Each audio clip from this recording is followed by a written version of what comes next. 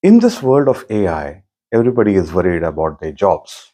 If you don't have jobs, how are you going to pay the mortgages and how are we going to lead our life? To survive the AI or to outlive the AI, we need to understand what exactly is AI. And against all the common misnomers that is rapidly being felt by everyone, AI has no capacity to think. It can carry out commands in a complex way, which gives us a semblance that it thinks. But no, AI cannot think. Which is why when there are multiple number of AIs coming in, each AI has to rely on a human mind to program it in such a way that it can carry out more complex commands. It can work with images, it can work with statistics, it has to work with dynamic inputs. You need a human intervention to do it. Most of the people in the world do not understand consciousness, they don't even understand the mind. All that they do is to do an imitation game. So when you are born, you are sent into a school of your parents' choice. When you grow old, you get into a college where you are taught that this is the best you can do. When you are in the job, then you try to do everything which your superiors want so that you can have a promotion and a hike in the salary. Then, when you see people getting married, you too want to get married. When they have children, you too want to have children. So, you see a great many things in life that you are doing is what we call as a peer pressure, which is nothing but an imitation mechanism of the mind.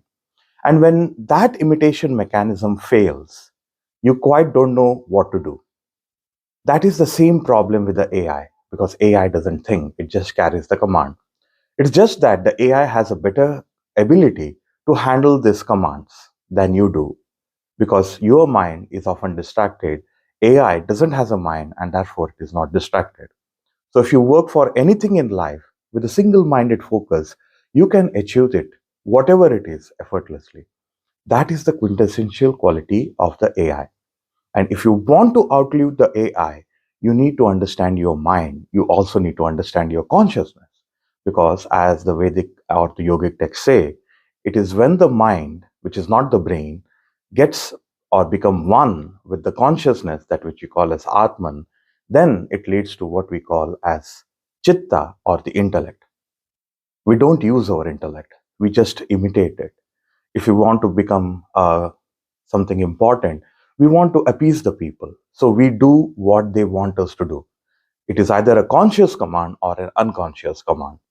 So if you have a job which doesn't need a lot of creative skills, which doesn't need the mind or the intellect, then your job is most certainly in danger. If you have a job which requires a great many changing things around in your life, which is not about pushing papers on your table or just clicking tick marks on the screen, then your job will be taken over in a matter of time by these AI technologies.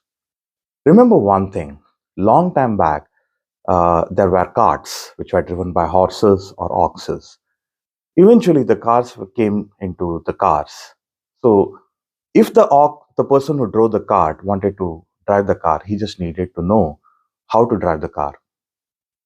Then you got planes. So even a airplane pilot is a glorified driver, and it required because it had lot many moving components. You needed a great many skills to understand and how to handle these planes. So you see the human mind has always adapted over a period of time. The problem with the AI is that it is doing literally anything that seems to be complex at this point in time.